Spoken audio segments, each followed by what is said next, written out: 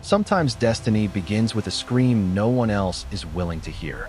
The rain arrived without warning, turning the narrow mountain road into a ribbon of mud as Leora Ashford pulled the worn gray cloak tighter around her shoulders. At 23 years old, she had already learned that silence hurt less than arguing with people who had decided her worth before she was old enough to speak for herself. Only an hour earlier, beneath the ancient moonstone standing at the center of Moonridge Pack, she had watched another mating ceremony end exactly as every elder expected. One by one, the young alphas had stepped forward to claim the omegas chosen by destiny. One by one, hopeful smiles had filled the gathering. Then the elder had quietly called Leora's name. No alpha moved. The silence that followed felt colder than the autumn rain. Someone laughed. Another whispered the cruel nickname she had carried since childhood. The worthless Omega. The girl whose wolf was too quiet. The orphan who had never belonged anywhere. Leora lowered her eyes, thanked the elders for allowing her to leave, and walked away before pity could become another wound. She did not cry. She had promised herself years ago that she would never give the people who looked down on her the satisfaction of watching her break. The storm grew stronger as she crossed Blackwater Bridge, a weathered wooden crossing that stretched over the widest river in the Northern Kingdom. The current below roared louder than thunder, swollen by days of relentless rain. Most travelers hurried away from the river before darkness fell. Leora intended to do the same until a sound reached her through the wind. It was not the cry of a bird. It was not the howl of a wolf hunting in the mountains. It was a desperate cry filled with pain, fear, and determination all at once. She stopped walking. For a heartbeat, she wondered if the storm had tricked her ears. Then it came again, weaker this time. Without thinking, she ran toward the edge of the bridge and looked down into the violent river below. Something white struggled between broken tree trunks, spinning through the rushing water. At first she believed it was a fallen branch, caught in the current. Another flash of lightning revealed the truth. A massive white wolf fought to keep its head above the water while its swollen belly pressed painfully against the floating timber, trapping one of its hind legs.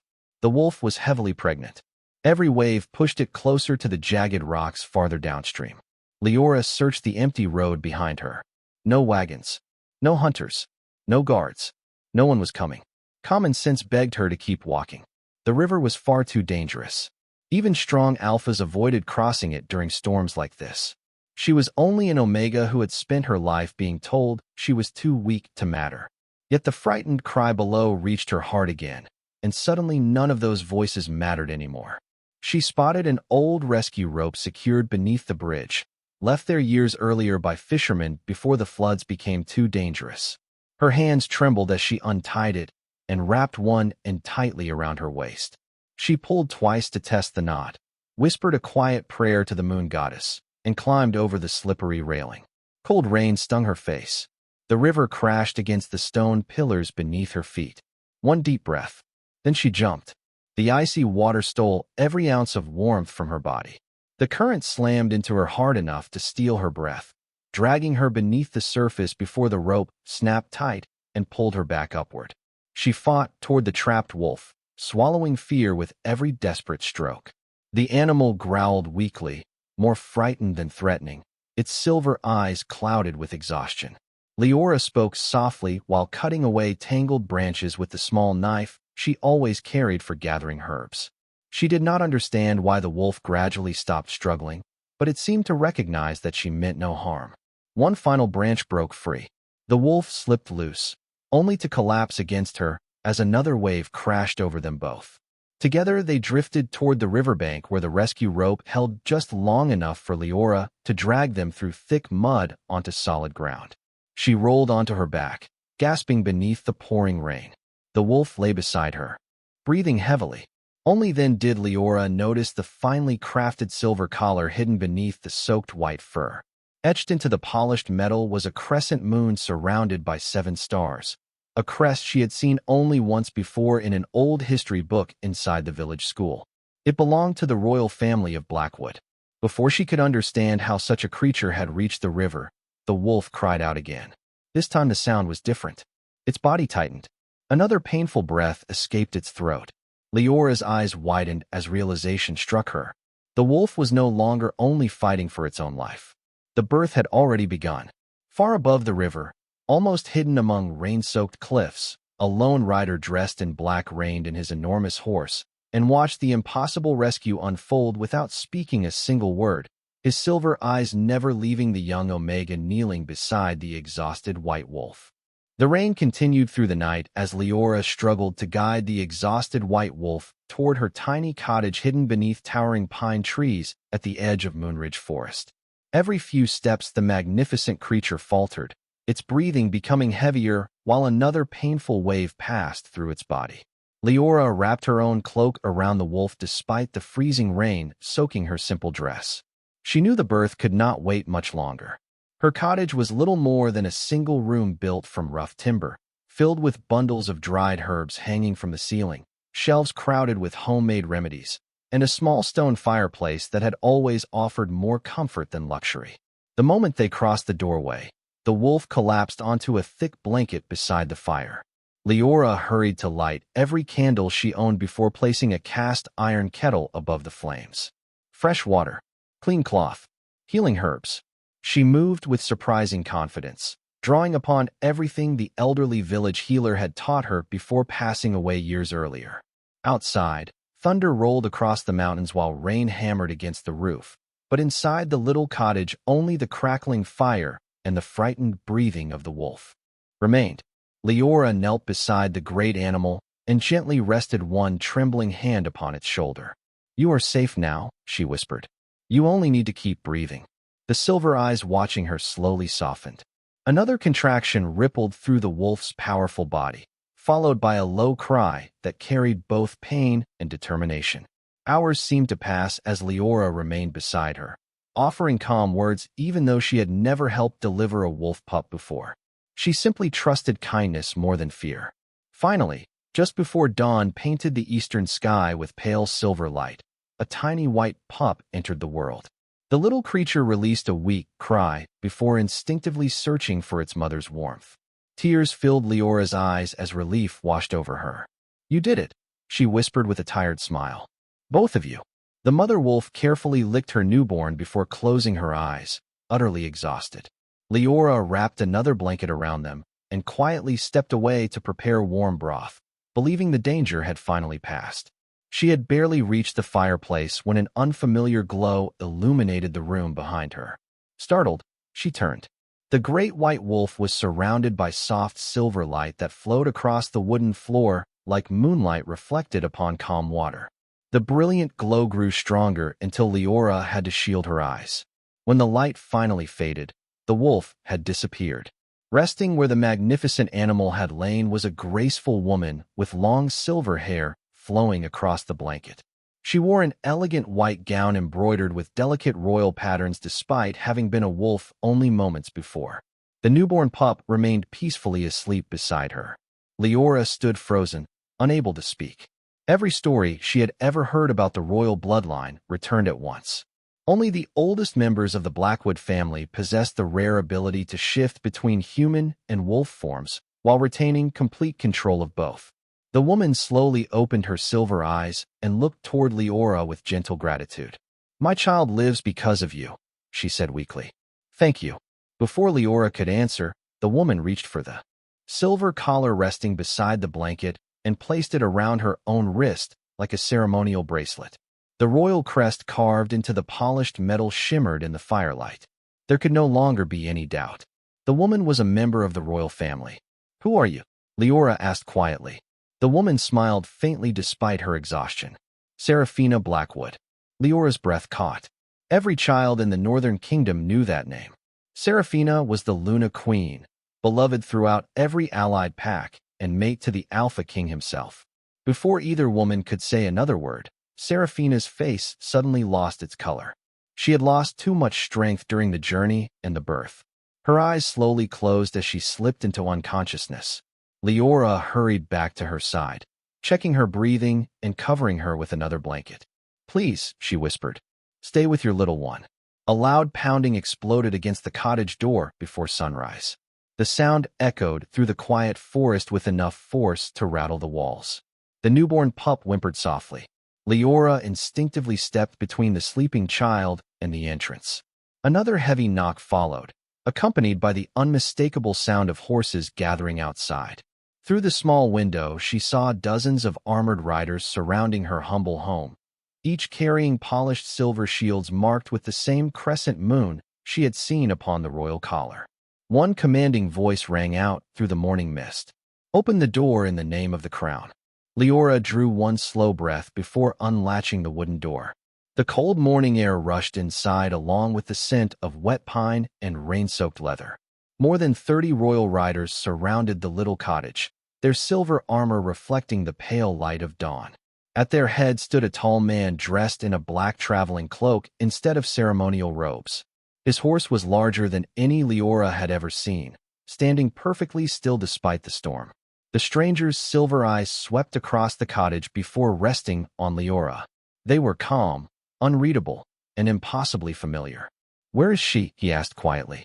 His voice carried no anger, yet every knight immediately straightened at the sound of it. Leora hesitated only for a moment before stepping aside. "She is alive," she answered honestly. "She and her child are inside." Several soldiers immediately moved forward, but the man lifted one hand. Every knight stopped without question. He entered the cottage alone. His gaze found the unconscious woman beside the fireplace, and then the tiny white pup sleeping peacefully against the blankets. For the first time since arriving, emotion crossed his face. Relief. Deep, overwhelming relief. He knelt beside Serafina and gently brushed a strand of silver hair away from her face before placing 2 fingers against her wrist. Satisfied by her steady pulse, he closed his eyes for a brief moment. When he finally stood again, he turned toward Leora. "Did anyone tell you who she was before you saved her?" he asked. "No," Leora replied. "I only knew she needed help." "Would your decision have changed if you had known she was the Luna Queen?" Leora looked toward the sleeping mother and then at the tiny pup beside her. "No," she answered. "A frightened mother is still a frightened mother. A child about to be born deserves a chance to live no matter whose family they belong to." Silence filled the room. The stranger studied her carefully, as though measuring something that could not be seen with ordinary eyes. Around them, the knights waited without daring to interrupt. Finally, he nodded once. "You risked your own life for people you believed were strangers. That is what anyone should have done," Leora said softly. One of the older commanders stepped forward from the doorway. "Your Majesty, we must return to the capital immediately. The council is already demanding answers." Leora froze. "Your Majesty." The words echoed through the tiny cottage. She slowly lifted her eyes toward the man standing before her. The silver gaze, the quiet authority, the effortless obedience of every knight. There could only be one person they served with such complete loyalty. Alpha King Kalen Blackwood, the ruler of every allied pack in the Northern Kingdom. Leora instinctively lowered her head. "Forgive me, Your Majesty. I did not recognize you." "There is nothing to forgive," Kalen replied. "Titles matter very little inside a home where lives have been saved." Before Leora could answer, Serafina suddenly gasped. Her breathing became uneven as faint dark veins appeared beneath the skin of her neck. The royal physician rushed inside after receiving permission from the king. He examined the Luna Queen with increasing concern before looking toward Kalen. "The poison is spreading faster than expected." Leora stared at him. "Poison?" The physician nodded gravely. "The river did not nearly kill her. Someone attempted to assassinate the Luna Queen before she reached the mountains. She escaped, but the poison remained in her blood." Leora's eyes widened. She remembered the unusual color beneath Serafina's fur while cleaning her wounds, but had believed it was only bruising from the river. Kalen noticed the realization on her face. "You saw something," he said quietly. Leora explained everything she had observed while treating the injured wolf, including the strange dark marks surrounding one wound that had not looked natural. The physician listened carefully before asking several detailed questions. His expression slowly changed from uncertainty to surprise. "She recognized the poison before I did," he admitted. "How?" Leora looked embarrassed. "The old healer who raised me always taught that nature leaves patterns. Healthy wounds and poison wounds never breathe the same way." The physician exchanged a thoughtful glance with the king. "She may have saved Her Majesty twice." At that very moment, a sharp cry echoed from the blankets. The newborn pup had awakened. Instead of crawling toward the unconscious Luna Queen, the tiny white wolf slowly stumbled across the blanket until it reached Leora. Without hesitation, it curled against her hand and peacefully fell asleep. Every night in the cottage fell silent. Even the physician stopped moving. The oldest commander whispered almost to himself, "A royal heir has chosen his first guardian." Kalen watched the sleeping pup for a long moment before raising his eyes to Leora once more. "Miss Ashford," he said calmly, "I believe your journey is no longer your own. I must ask you to come with us to Blackwood Citadel. There are questions only you can answer, and I have no intention of allowing the woman who saved my family to face them alone." The journey to Blackwood Citadel lasted 2 days beneath gray autumn skies. Leora rode in a covered carriage beside the royal physician, while the newborn white pup slept peacefully inside a basket lined with soft wool. Serafina remained unconscious in another carriage surrounded by healers who worked without rest to slow the poison spreading through her body. Every few hours, Leora quietly prepared fresh herbal mixtures using plants gathered along the road. Although none of the physicians openly questioned her methods anymore, they watched with growing curiosity each time the Luna Queen's breathing steadied after receiving one of Leora's remedies. The Alpha King rarely spoke during the journey. He rode at the front of the procession with calm confidence, constantly scanning the forests surrounding the narrow mountain roads.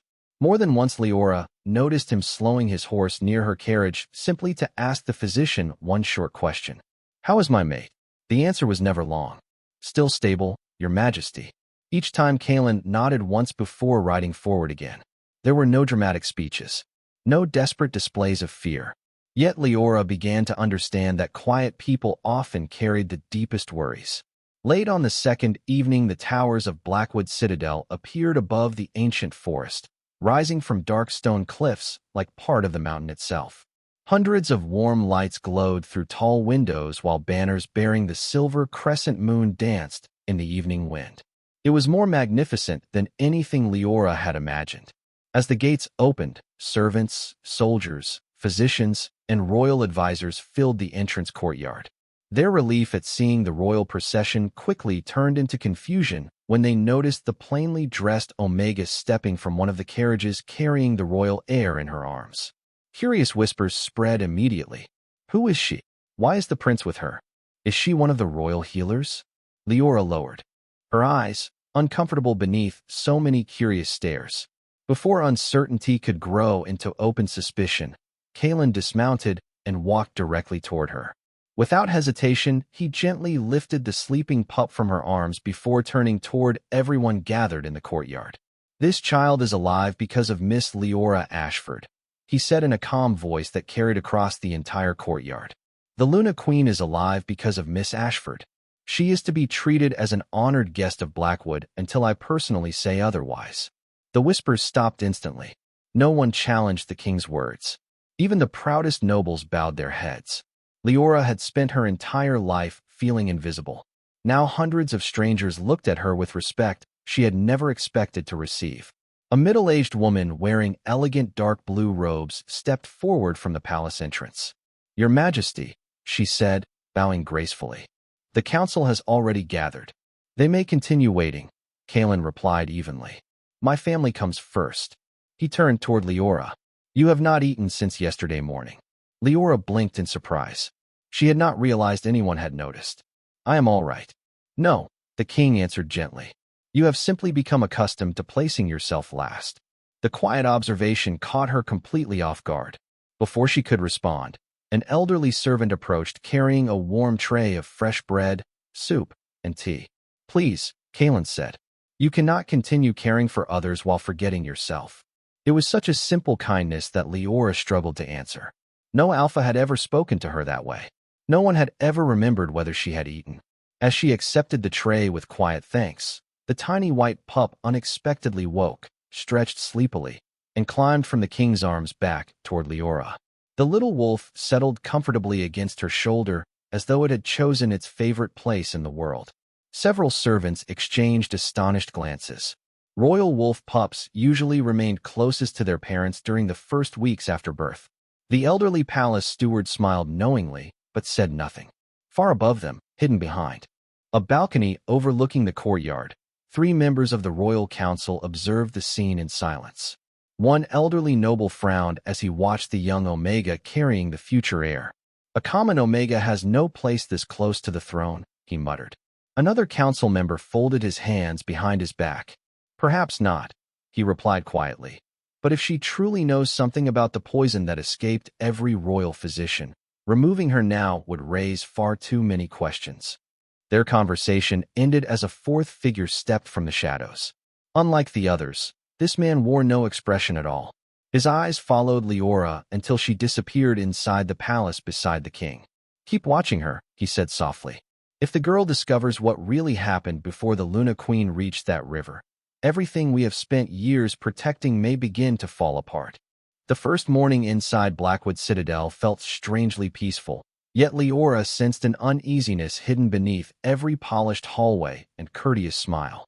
Servants welcomed her with quiet respect because the Alpha King had spoken in her favor, but many noble guests watched from a distance with carefully concealed suspicion. They did not understand why an unknown Omega from a forgotten pack had suddenly become part of the royal household. Leora understood their confusion better than anyone. She questioned it herself every time she looked through the tall windows overlooking the ancient kingdom. After sharing breakfast with the royal physicians, she immediately asked to visit Seraphina. The Luna Queen remained asleep, though her breathing had become steadier overnight. Dr. Rowan stood beside the bed studying several glass bottles filled with dark liquid collected from the poisoned wound. "Your herbs slowed the poison," he admitted. "Nothing in our records explains why." Leora examined the wound once again. The dark veins had faded slightly, yet something continued to trouble her. "This poison was not meant to kill quickly," she whispered. "It was meant to weaken her over time until even experienced healers believed she had simply become ill." Rowan slowly nodded. "That is exactly what happened during the first 3 days." Before either could continue, the tiny white royal pup wandered across the room on uncertain legs. Instead of remaining near the unconscious Luna Queen, he walked directly toward Leora once again and gently rested his head against her ankle. Rowan smiled in quiet disbelief. "Prince Orion has chosen you twice now." Leora carefully lifted the little wolf into her arms. "Perhaps he only remembers the first voice he heard after he was born." "Perhaps," Rowan replied, although his thoughtful expression suggested another possibility. Later that afternoon, while exploring the palace library in search of old medical texts, Leora discovered shelves filled with forgotten journals written by generations of royal healers. Most described familiar illnesses, herbs, and injuries, but one faded leather journal caught her attention because several pages had been carefully removed. Only fragments remained. One surviving sentence immediately drew her eyes. "Compassion weakens what steel cannot wound." Beneath the words, someone had sketched a strange, silver mark resembling intertwined branches surrounding a crescent moon. Leora had never seen the symbol before, yet it stirred an unexpected feeling of recognition. Before she could study it further, footsteps echoed through the quiet library. She quickly closed the journal as Alpha King Kalen entered carrying several old maps. He paused after noticing her. "I did not expect anyone else here. I was looking for information about unusual poisons," Leora answered honestly. "Instead, I found missing pages." Kalen glanced toward the ancient shelf. "Many records disappeared years ago during the reign of my grandfather. Some believed they contained dangerous knowledge. Others believed someone simply wanted history rewritten." He noticed the thoughtful expression on her face. "Did you find anything useful?" Leora hesitated before showing him the remaining page. The king studied the faded drawing carefully. For the first time since they met, genuine surprise crossed his face. "Where did you find this?" "Inside the journal." "This symbol belonged to the Guardian Order," he said quietly. "They were legendary healers who served every pack without asking about bloodline or rank. They disappeared more than 2 centuries ago." "Disappeared," Leora repeated softly. "Or were erased?" Kalen looked at her for several silent seconds before answering. "That question has troubled me since I was a child." Their conversation ended abruptly when one of the palace guards hurried into the library. "Your Majesty, the Royal Council has gathered. They insist the investigation cannot be delayed any longer." Kalen closed the journal himself before returning it carefully to the shelf. Then perhaps today we begin asking the questions that should have been asked long ago. Inside the Grand Council chamber, 12 influential nobles waited around a circular stone table. The atmosphere felt colder than the autumn wind outside. Some greeted the king respectfully. Others immediately shifted their attention toward Leora, standing quietly near the entrance. One elderly council member spoke first.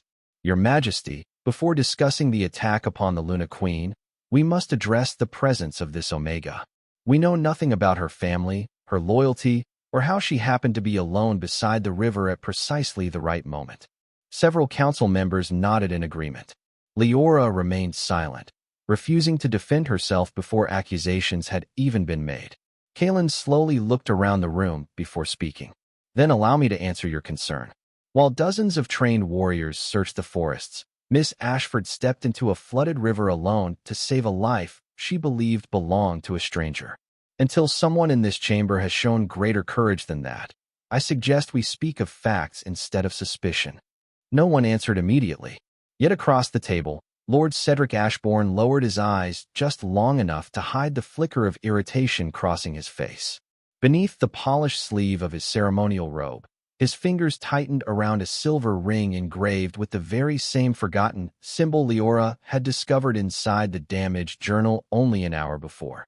That night the palace refused to sleep. Word of the council meeting spread quietly through every corridor, carried by servants who spoke in whispers and guards who pretended not to notice the growing tension inside Blackwood Citadel. Leora returned to the royal infirmary with Prince Orion sleeping peacefully against her shoulder. The tiny white wolf had become strangely attached to her, always seeming calmer whenever she was nearby. Dr. Rowan smiled as he prepared another infusion. "He trusts your heartbeat," he said softly.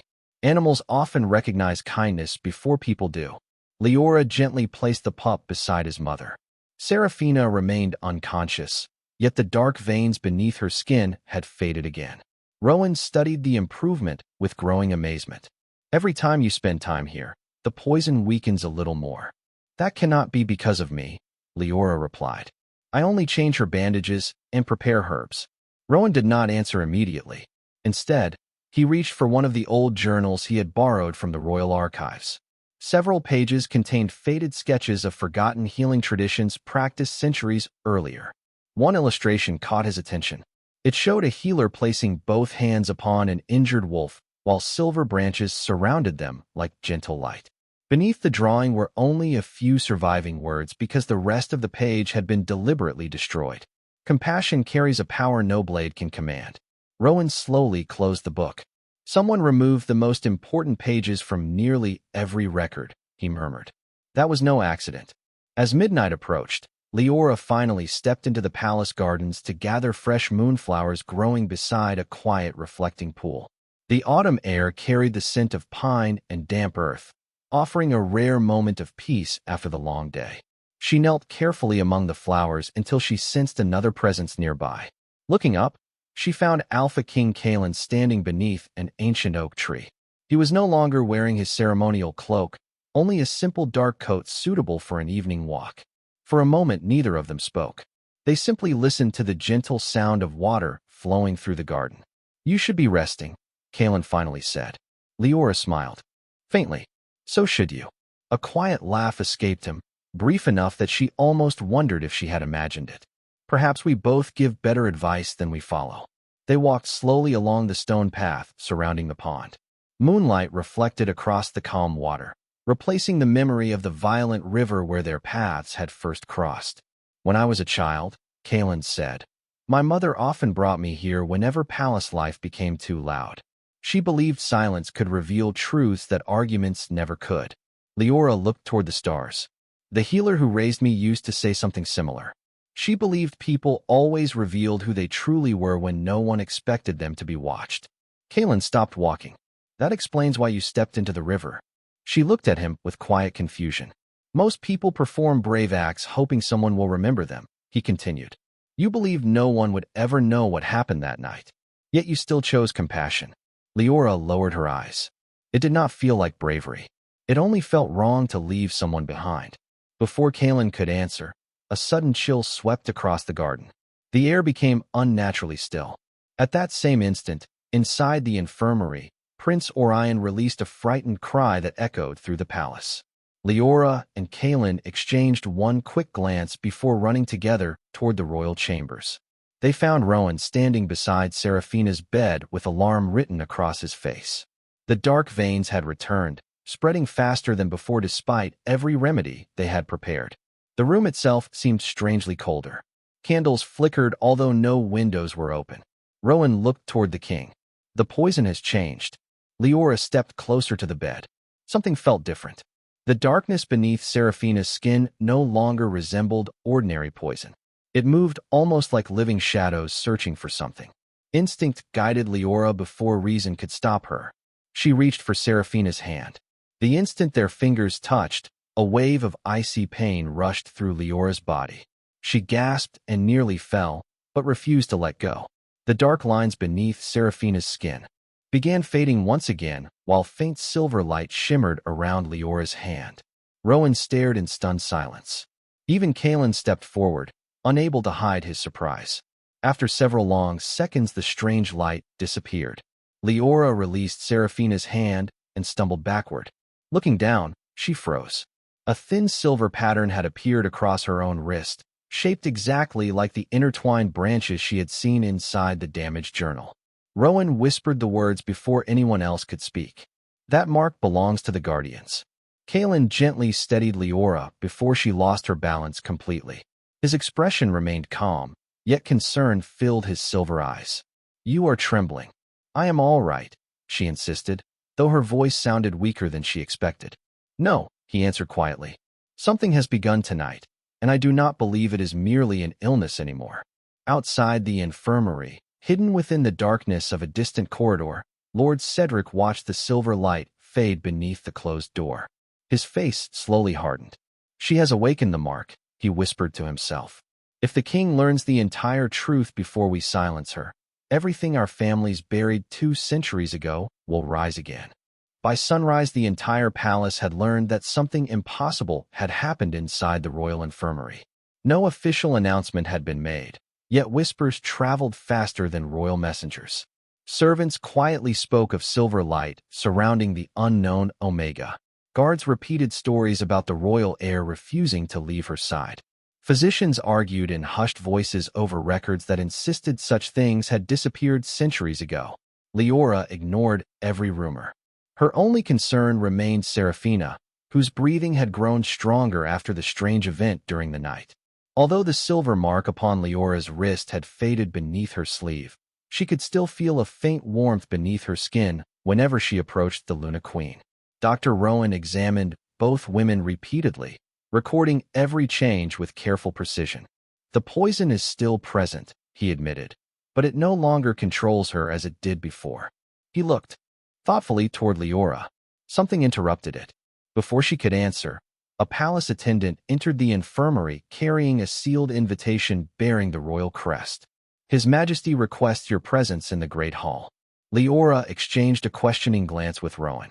Now, immediately, when she entered the Great Hall, nearly every important noble in the kingdom had already gathered beneath the towering marble columns. Members of the royal council occupied the front seats while military commanders, judges, scholars, and representatives from allied pacts filled the remaining chamber. The atmosphere felt heavy with expectation.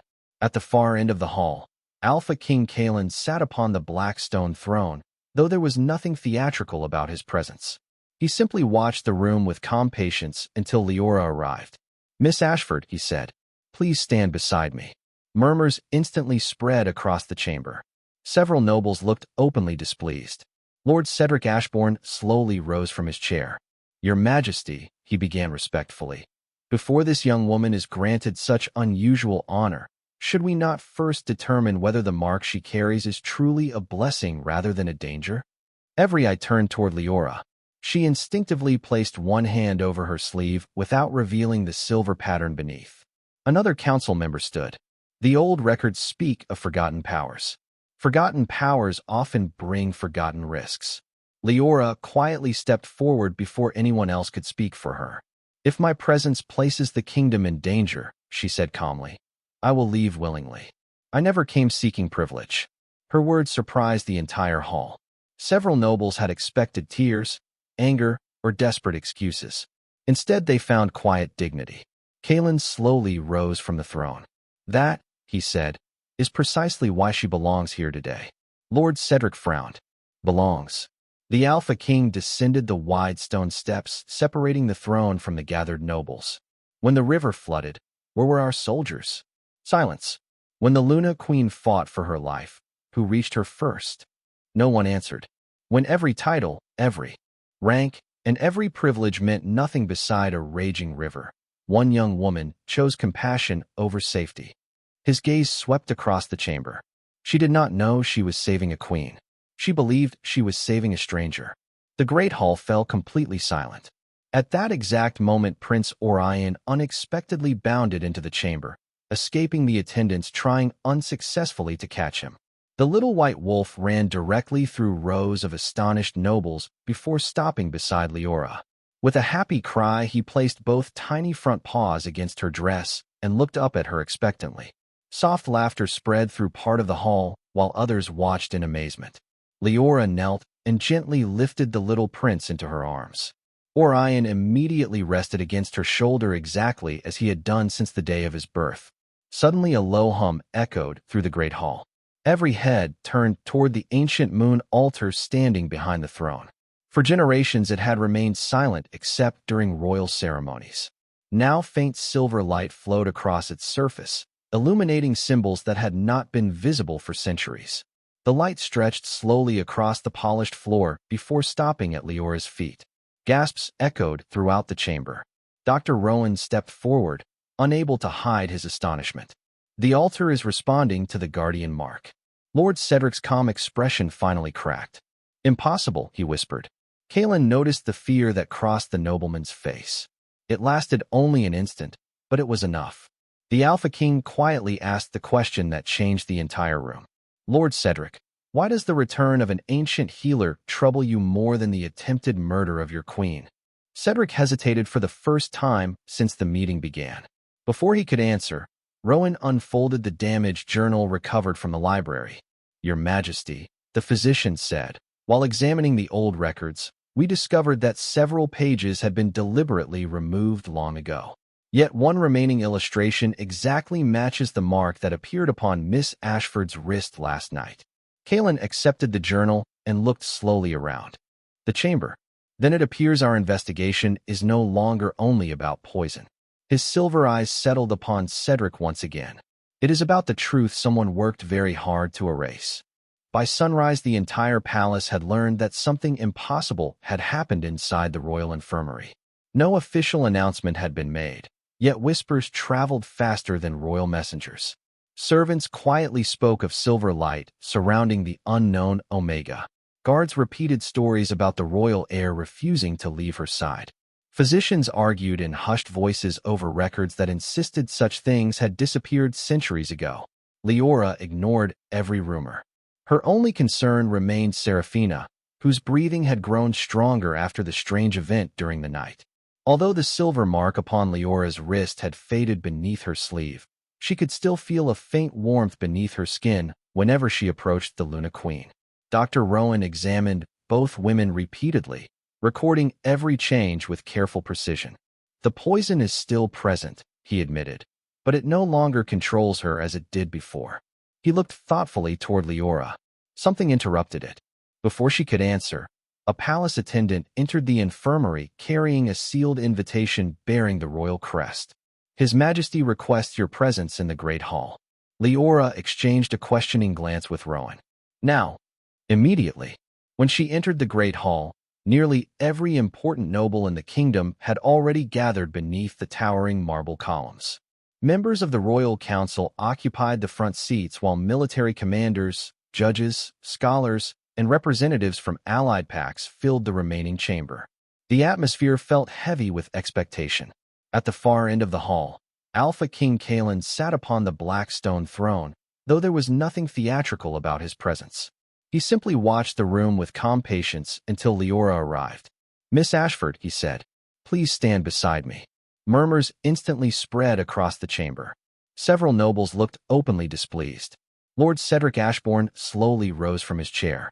"Your Majesty," he began respectfully, "before this young woman is granted such unusual honor, should we not first determine whether the mark she carries is truly a blessing rather than a danger?" Every eye turned toward Leora. She instinctively placed one hand over her sleeve without revealing the silver pattern beneath. Another council member stood. "The old records speak of forgotten powers. Forgotten powers often bring forgotten risks." Leora quietly stepped forward before anyone else could speak for her.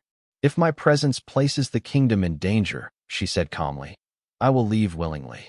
I never came seeking privilege." Her words surprised the entire hall. Several nobles had expected tears, anger, or desperate excuses. Instead, they found quiet dignity. Kaelin slowly rose from the throne. "That," he said, "is precisely why she belongs here today." Lord Cedric frowned. "Belongs." The Alpha King descended the wide stone steps, separating the throne from the gathered nobles. "When the river flooded, where were our soldiers?" Silence. "When the Luna Queen fought for her life, who reached her first?" No one answered. When every title, every rank, and every privilege meant nothing beside a raging river, one young woman chose compassion over safety. His gaze swept across the chamber. She did not know she was saving a queen. She believed she was saving a stranger. The great hall fell completely silent. At that exact moment, Prince Orion unexpectedly bounded into the chamber, escaping the attendants trying unsuccessfully to catch him. The little white wolf ran directly through rows of astonished nobles before stopping beside Leora. With a happy cry, he placed both tiny front paws against her dress and looked up at her expectantly. Soft laughter spread through part of the hall, while others watched in amazement. Leora knelt and gently lifted the little prince into her arms. Orion immediately rested against her shoulder exactly as he had done since the day of his birth. Suddenly a low hum echoed through the great hall. Every head turned toward the ancient moon altar standing behind the throne. For generations it had remained silent except during royal ceremonies. Now faint silver light flowed across its surface, illuminating symbols that had not been visible for centuries. The light stretched slowly across the polished floor before stopping at Leora's feet. Gasps echoed throughout the chamber. Dr. Rowan stepped forward, unable to hide his astonishment. "The altar is responding to the guardian mark." Lord Cedric's calm expression finally cracked. "Impossible," he whispered. Kaelin noticed the fear that crossed the nobleman's face. It lasted only an instant, but it was enough. The Alpha King quietly asked the question that changed the entire room. "Lord Cedric, why does the return of an ancient healer trouble you more than the attempted murder of your queen?" Cedric hesitated for the first time since the meeting began. Before he could answer, Rowan unfolded the damaged journal recovered from the library. "Your Majesty," the physician said, "while examining the old records, we discovered that several pages had been deliberately removed long ago. Yet one remaining illustration exactly matches the mark that appeared upon Miss Ashford's wrist last night."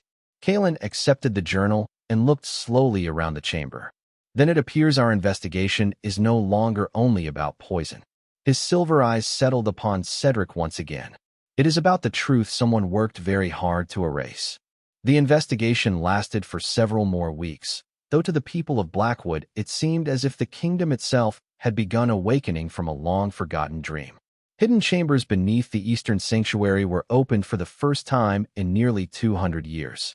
Dust-covered scrolls, sealed royal decrees, and forgotten journals revealed a history far different from the one taught in every noble household. The Guardians had never betrayed the crown. They had protected it. When plague, famine, and war threatened the Northern Kingdom generations earlier, the Guardians had willingly sacrificed their own lives to save thousands. Their reward had not been honor. It had been fear. Certain ambitious nobles had begun believing that any power beyond their control endangered their influence. Piece by piece, records were destroyed. Statues disappeared. Names were erased. Survivors were hunted until the Guardian Order faded into legend. Every document pointed toward the same conspiracy, and every trail eventually reached the ancestors of Lord Cedric Ashbourne.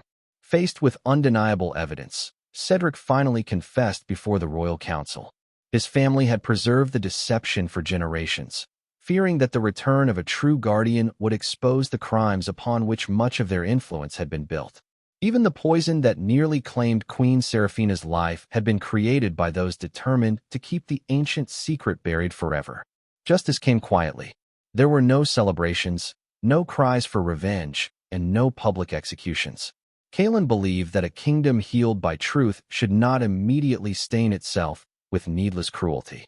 Cedric and those who knowingly protected the conspiracy surrendered their titles and were sentenced according to the laws they had manipulated for so many years. When the council finally adjourned, many nobles remained seated long after the hall had emptied, humbled by how much of their own history they had never truly known. Outside, life slowly returned to its ordinary rhythm. Queen Seraphina recovered her strength with each passing day, while little Prince Orion grew into an energetic white wolf who spent far more time following Leora through palace gardens than remaining inside the royal nursery. Servants often laughed whenever they found the future heir helping Leora gather herbs or falling asleep beside her while she prepared medicines for injured travelers. She never treated him differently because he was a prince. To her, he was simply a curious child who loved chasing butterflies and asking endless questions about flowers. That ordinary kindness became one of the greatest lessons the palace had ever witnessed.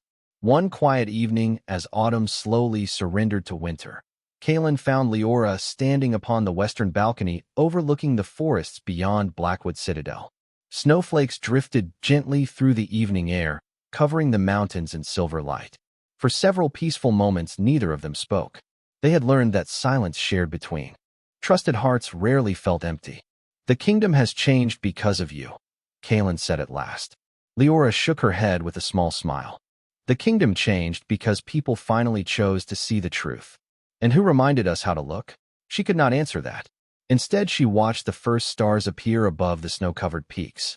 After a long pause, Kalen reached into his coat and removed a small wooden box carved with the same intertwined branches that had appeared upon her wrist weeks earlier. Inside rested a simple silver pendant shaped like a crescent moon embraced by flowering vines. It held no jewels and no extravagant decorations. Its beauty came from what it represented rather than what it cost. "This belonged to the last guardian ever officially recognized by the crown," Kalen said softly. "For 2 centuries, no one worthy remained to receive it." Leora looked at the pendant, but did not immediately accept it. "I do not wish to become important because of a symbol." Kalen smiled gently. "That is precisely why it belongs to you." With quiet hands, she accepted the pendant. The silver mark beneath her sleeve warmed gently before fading completely, leaving behind only smooth skin. Rowan, who had studied the ancient journals more carefully than anyone else, later explained that the mark had never been meant to remain forever. It appeared only long enough to awaken the calling already living within the heart. Months later, Blackwood celebrated the first festival of compassion in its history. Instead of honoring victories won through battle, the festival celebrated healers, teachers, guardians, farmers, and ordinary people whose quiet acts of kindness held the kingdom together every day. New laws opened the royal academies to every gifted healer regardless of bloodline, rank, or pack. The Guardian Order was restored, not as an army, but as a fellowship devoted to protecting life wherever suffering appeared. On the morning of the ceremony, thousands gathered before the ancient throne. Many expected Queen Seraphina to place a jeweled crown upon Leora's head. Others believed the Alpha King would publicly declare her his Luna before the assembled kingdom. Neither happened. Instead, Kalen carried a simple wooden chair onto the platform himself and placed it beside the ancient throne. The crowd watched in puzzled silence. "Power," he said, his voice carrying across the great courtyard, "has ruled from this throne for generations." He rested one hand upon the second chair. "Today, compassion receives its own place beside it." He turned toward Leora, not with command, but with invitation. "Will you walk beside me?" Leora looked across the countless faces before her. She remembered the lonely bridge, the roaring river, the frightened cry that everyone else had been too far away to hear. She remembered believing no one would ever know what she had done that stormy night. She had never imagined that one quiet choice would lead her here. Slowly she stepped forward and sat beside the king, not above anyone, and not beneath anyone, but beside him. Queen Seraphina smiled through grateful tears. Little Orion ran across the platform and climbed into Leora's lap as laughter spread warmly through the crowd. The bells of Blackwood rang together across the valley while snow continued falling softly from the winter sky. Long after those who had lived through those remarkable days were gone, storytellers would remember many great kings, fearless warriors, and powerful queens. Yet the legend told most often beside winter fires was never about a throne. It was about an orphaned Omega who heard one frightened cry above the sound of a raging river, and proved that the gentlest heart could carry the greatest strength of all.